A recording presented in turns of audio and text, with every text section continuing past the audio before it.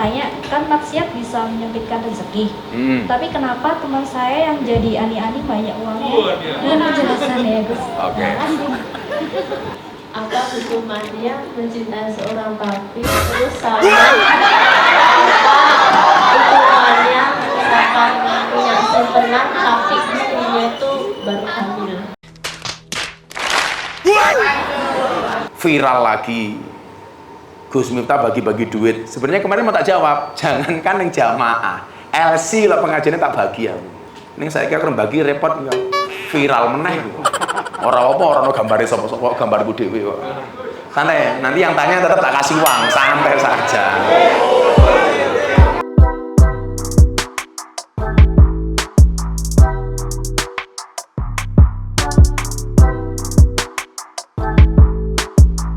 Perkenalkan, nama saya Budi Andika Putra.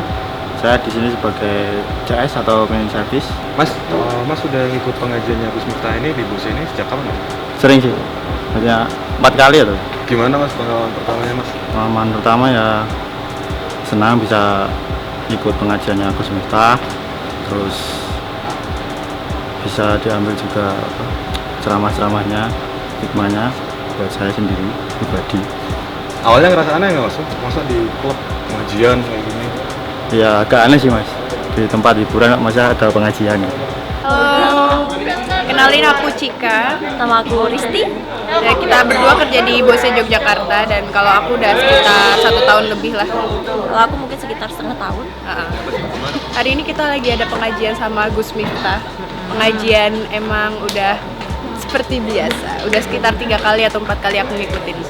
Karena Biar balance aja sih. iya, kita kerja di tempat malam tapi iman, ibadah harus tetap balance. Soalnya emang kajian dari Gus Miftah juga Iya. asik. Bagus Seru. juga. Karena emang pembawaan dari Gus Miftah kan asik gitu kan, terus nggak yang apa ya namanya? Nggak monoton, Nggak jadi ada monoton. leluconnya juga. Banyak ngelawaknya juga, banyak rewardnya juga. Pesan khususnya mungkin buat Gus Miftah sama buat orang-orang lain di luar sana, tetap menginspirasi aja sih, tetap kayak harus ada pegangan dalam hidup, kurang lebih.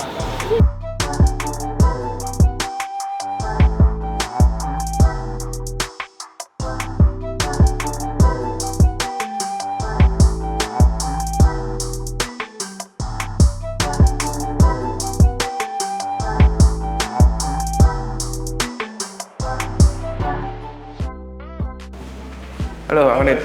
Sehat? Sehat. Ayo yuk, udah sore. Langsung aja. Ayo Dan, langsung aja ngaji ya, di atas. Halo, kita ngaji di tempat terbaik di Jogja. Untuk ngaji di Bose VIP Club. Bersama teman-teman GM08 dan KPI Kickboxing Indonesia. Dan bersama banyak mbak-mbak di atas. Kita hari ini manusia lahir tidak membawa apa-apa, pergi tidak membawa apa-apa.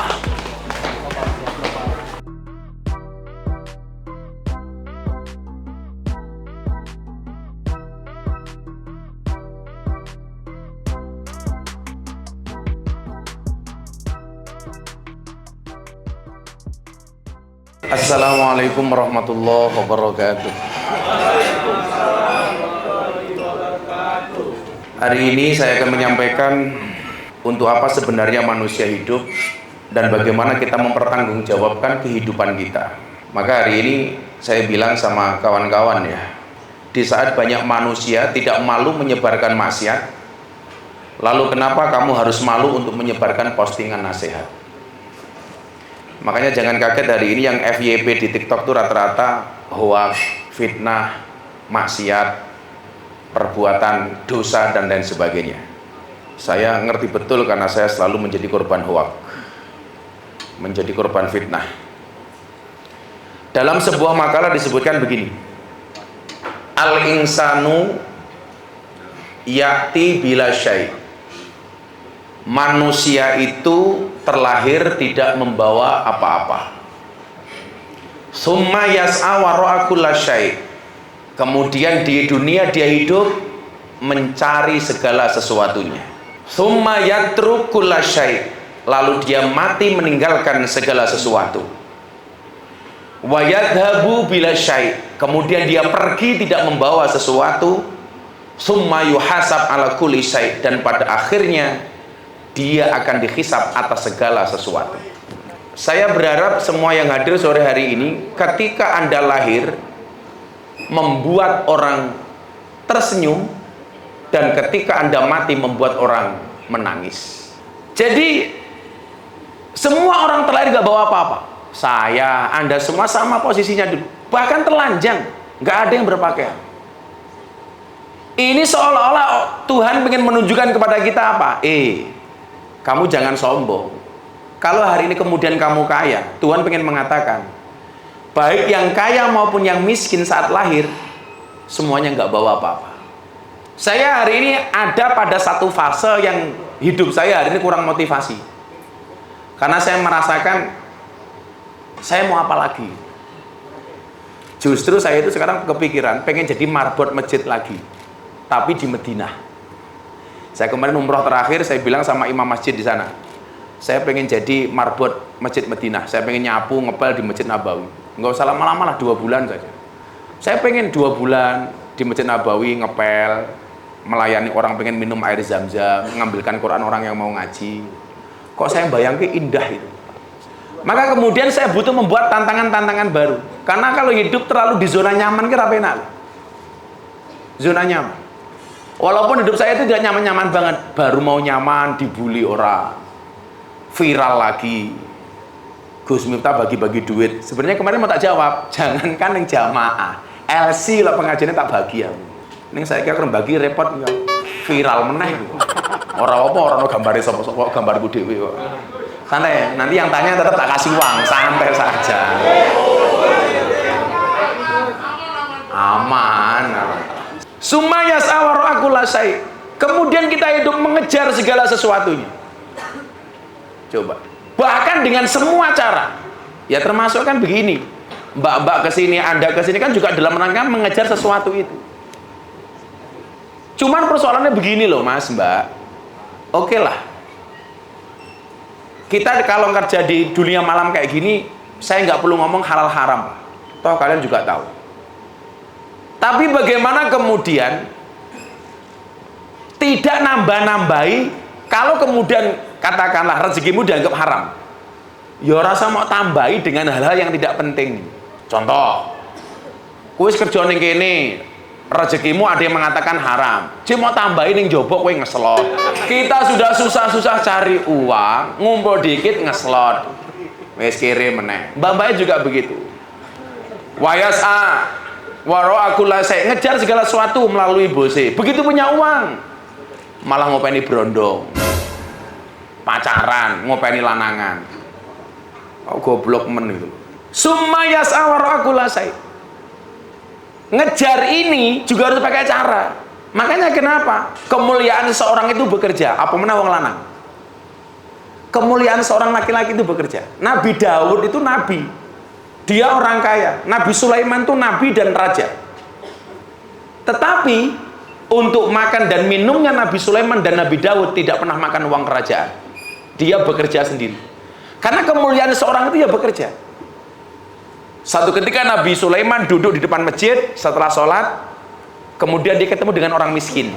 Dia mengatakan apa? Miskinun yujalisu miskinan. Orang miskin duduk dengan orang miskin. Ini orang miskinnya tanya, kan Anda raja, Anda orang kaya, kenapa Anda mengatakan orang miskin? Saya tidak pernah makan uang kerajaan. Kalau saya mau makan, saya bekerja sendiri. Jadi wong lanang kemuliaannya kerja. Jadi kamu itu jangan bangga kalau menjadi peliharanya tante-tante. Wiyung balola barisan lonte lanang. Bangganya di mana itu? Wong lanang itu bangganya yo kerja. Mila ning kene sak pira-pira gajimu kamu harusnya bangga. Kemudian dilanjutkan.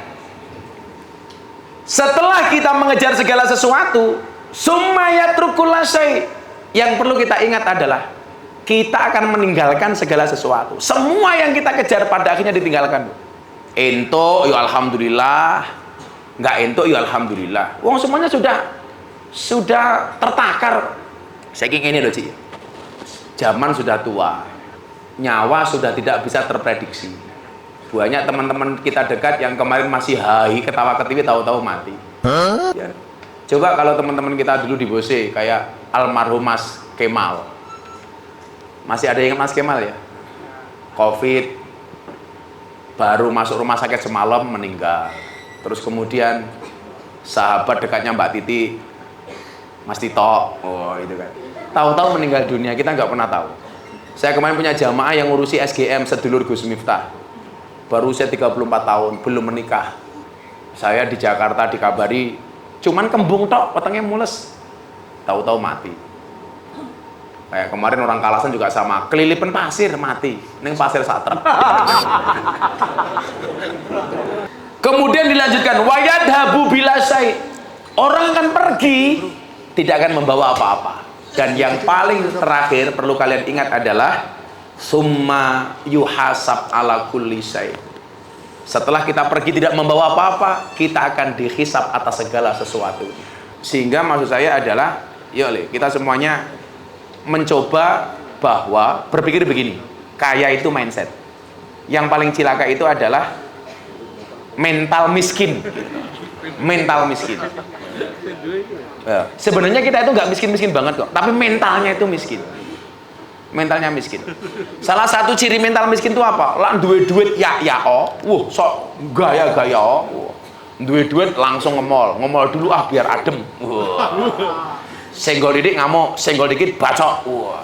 Begitu ra duwe duit, ya Allah, seraine kaya kotak infak. Ngalor ngidul, bro, nggonmu ono pangan apa? Aku dolan kosmu ya aja. Wong ya teko. Jadi maksud saya ya duwe duit ya rasa gaya, enggak duwe duit ya ora usah susah, ya biasa-biasa saja itu. Enggak usah sok-sokan. Mungkin begitu Mbak-mbak, Mas-mas. Silakan bertanya, di luar tema juga nggak apa-apa, asal berangkat dari dalam hati. Assalamualaikum warahmatullahi wabarakatuh. Waalaikumsalam warahmatullahi wabarakatuh. Kenalin, nama aku Cika. Aku JRO-nya Bosi. Udah berapa tahun kamu di sini? Sekitar 1 tahun lah. 1 tahun. Kamu kerja di sini senang apa susah? Plus minus. Oh, plus minus. Plusnya apa? Minusnya apa? Plusnya uangnya lumayan. Minusnya? Minusnya capek. Oh ya. Orang pengen capek ya modar wae itu. Apa Jika pertanyaannya Jika? Mau nanya. Tadi kan tentang umroh gitu kan. Nah, kebetulan Kamu pengen umroh? Iya, aku pengen umroh. Sama suamimu? Enggak. Udah punya suami belum? Enggak ada. Enggak. Oh enggak ada. Udah pernah menikah? Enggak lah. Oh, tak pikir gadis saya kan. Belum, masih muda. Umur kamu berapa? 21. Ya mudah-mudahan ikut umroh. Amin. Terus? Nah, aku tuh pengen umroh kan. Kalau ada kesempatan dan juga emang dasarnya dari hati pengen gitu. Kamu pengen umroh? Pengen. Udah nabung? Udah nabung. Ya udah. Nah, cuman ada beberapa cerita kayak dari teman-temanku itu. Mereka tuh bilang kalau di sana tuh ada cerita-cerita kalau orang yang sering bikin maksiat itu bakal kayak ada ganjaran-ganjarannya. Iya. Itu benar nggak sih? Hoak. Hoax. Mekah Madinah itu bukan hari pembalasan. Dia sama dengan Jogja, bedanya sana tanah suci. Contoh kelebihan tanah suci. Orang yang sholat di Masjid Nabawi di Madinah itu keutamaannya 1000 kali lipat dibandingkan masjid di Jogja. Masjidil Haram di Mekah, keutamaannya orang yang sholat di Masjidil Haram itu 100.000 kali lipat dibandingkan di Jogja. Jadi Jumatan sekali di Masjidil Haram Mekah itu sama dengan 100.000 kali di Jogja. Makanya kamu jangan heran kalau banyak orang pulang umroh malah nggak pernah Jumatan. Tabungannya sih. Nah, kalau ada bahasa orang yang umroh banyak dosa, banyak maksiat, di sana dibalas, di sana mendapatkan siksaan azab, itu nggak ada. Justru kalau saya nggak pantas nih banyak dosa kok umroh. Justru kalau kamu sudah suci nggak usah umroh.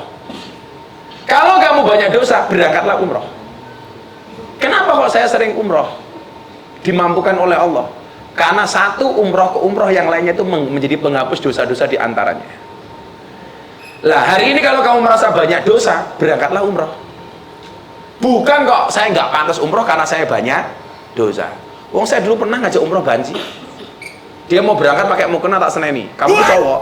Akhirnya dia berangkat sampai Madinah, nggak mau tidur sama teman-temannya. Aku nggak mau bah tidur sama yang lain, maunya sama Abah. So jempolku teles kabeh. Dia nggak ikut manasik. Akhirnya pas mau tawaf, begitu pakai baju ihram, dia pakai baju ihram kayak saya lah. Kembali ke takdirnya laki-laki. Nanti cara tawafnya gimana, bah? Gampang. Nanti ada lampu hijau, pilar hijau, lampu hijau itu ada Ka'bah, di situ ada Hajar Aswad. Kamu mengucapkan salam Bismillah Allahu Akbar, Bismillah Allahu Akbar. Gitu aja, iya. Mumpung kita baca doa bareng. Gampang. Banci pertama kali lihat Ka'bah sih, histeris. Masuk Bismillah Allahu Akbar. Jadi polisi Arab yang maju harus zizik. Kamu nabung umroh dapat berapa? Tabungan umrohmu dapat berapa?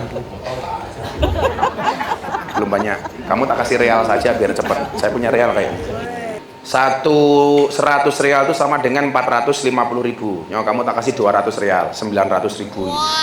Tabung haji umroh. Ya, Assalamualaikum warahmatullahi wabarakatuh. Suaranya ngebas sih. Kayak banji bogem nih. Namanya siapa, Bro? Namanya Komeng, Gus. Oh, Komeng. Di sini sebagai apa, Komeng? Di sini saya supervisor bar. Supervisor bar. Ya. Kamu jadi nama minuman semuanya apa? Alhamdulillah hafal. Nama minuman apa? Alhamdulillah. Jadi saya tuh non muslim, Gus. Kamu non muslim? Iya. Kemarin kan Natalan. Jadi kan kita ada open house supaya menjaga silaturahmi dengan tetangga yang muslim.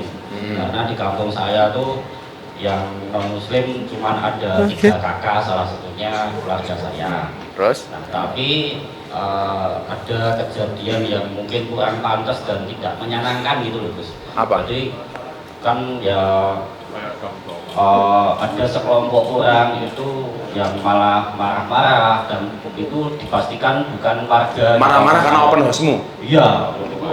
Nyelamatin Natal ora itu apa meneh teko nang omahe mangan. Nopo.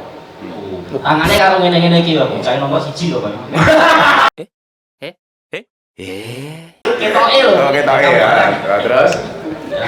Itu mungkin kalau dari keluarga saya sih tidak masalah, ya memaklumi. Cuman saya mau tanya, mungkin cara ngasih taunya supaya tidak menyakiti hatinya itu kayak gimana, Gus? Oke.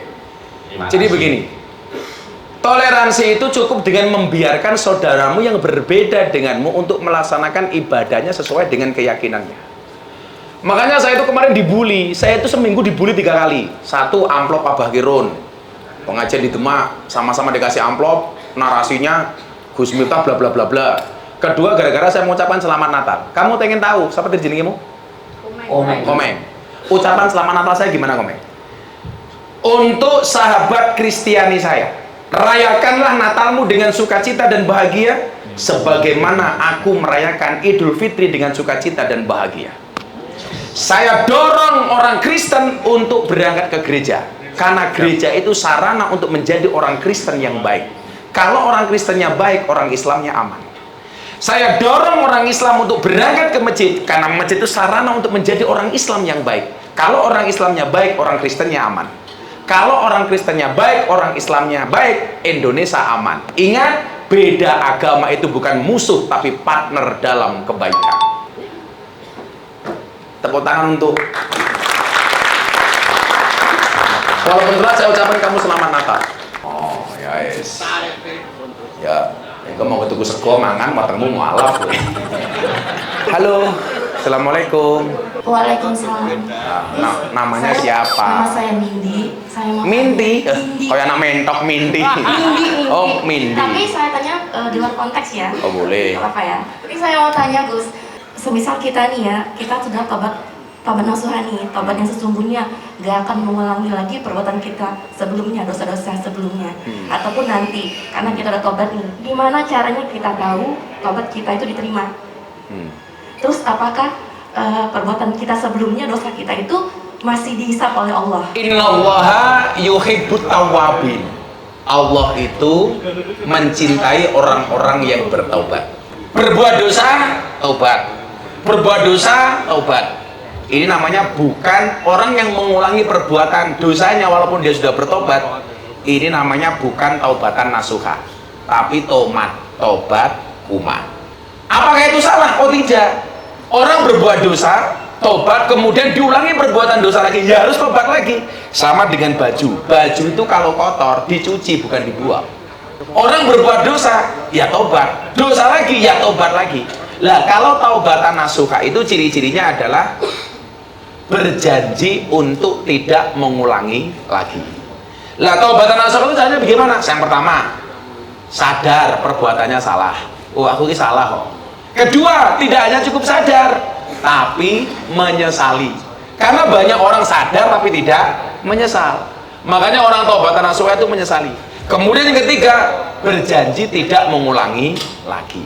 Semua dosa itu berpotensi diampuni kecuali syirik, menyekutukan Allah.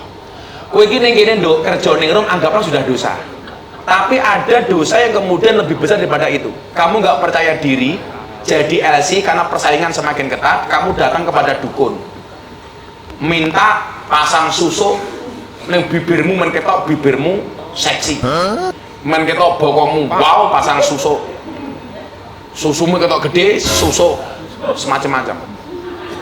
Dosamu ngerum sama dosamu pasang susuk itu lebih besar dosamu susuk.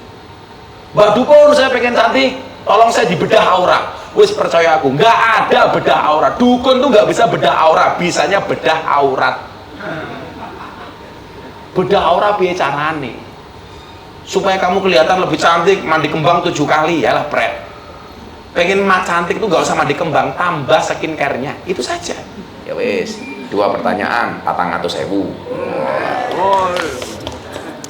Kamu janda apa punya suami apa punya janda?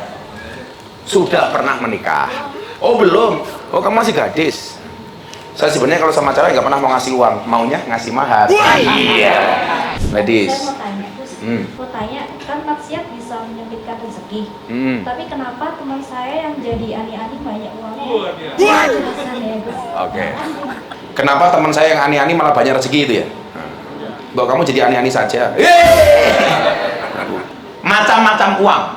Dengerin, malah ada uang barokah, ada uang halal, ada uang subhat, ada uang haram.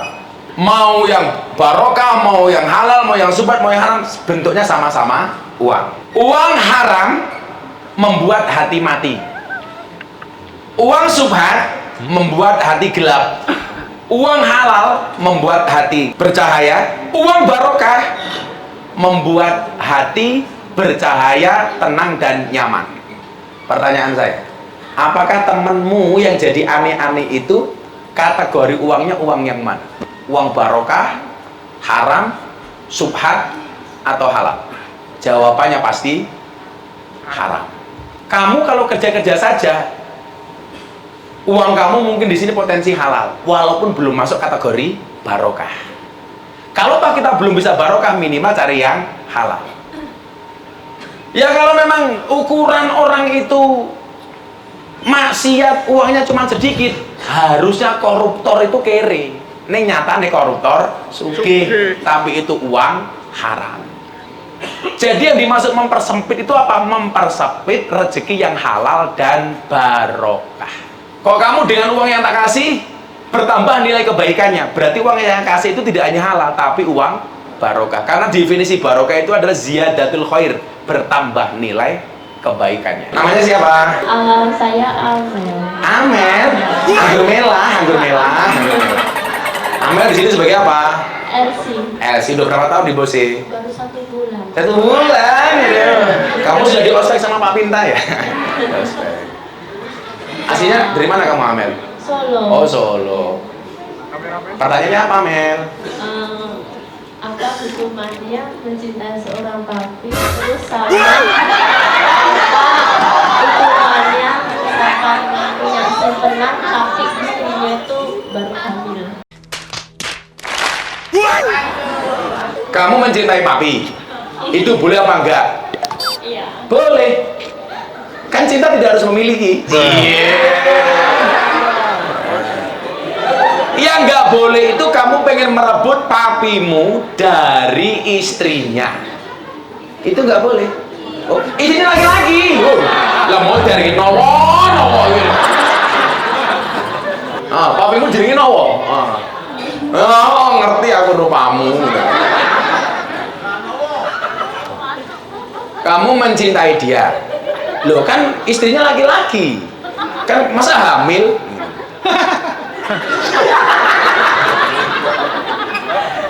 Kalau segera mencintai boleh, Mel. Boleh. Wah, kamu ini lucu. Wih, jek 6. Umurmu berapa, Mel? 21. Umur baru 21 mencintai papi-papi goblok.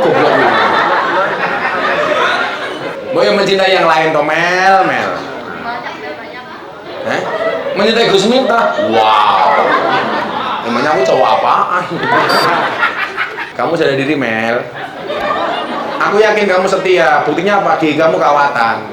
Kenapa cewek bergigi kawatnya bergigi kok setia? Jelas. Gigi saja dijaga, apalagi pasangannya. Iya. Cokot. Mel, tak doakan. Mudah-mudahan kamu lepas dari papimu. Mencintai yang sewajarnya saja. Siapa sih menunggu kami? Mel, kamu tobat. Terus kamu tobat. Kamu tak kasih uang untuk beli apa, Mel?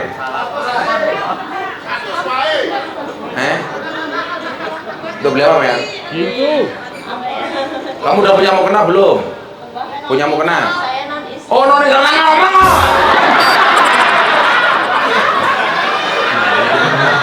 Dikira penistaan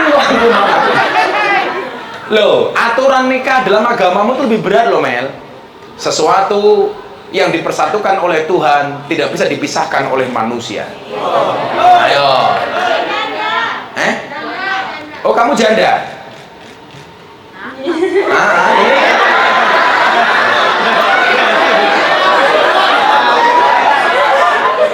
Kamu janda?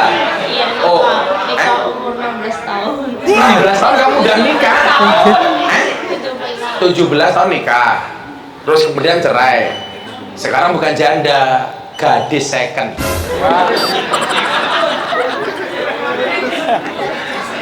Yaudah kamu beli Alkitab aja, beli Alkitab sana, beli Alkitab. Alkitab regane piro ta Alkitab iki? Wesnya 300.000 diamelnya. Udah 6:30 saya harus ke Sarkem. Kita cukup, saya mau ke Sarkem soalnya. Tinggalkan papimu, Cok. Akhirnya kawan-kawan, tetaplah jadi baik dengan caramu sendiri. Meskipun namamu tidak baik di cerita orang lain.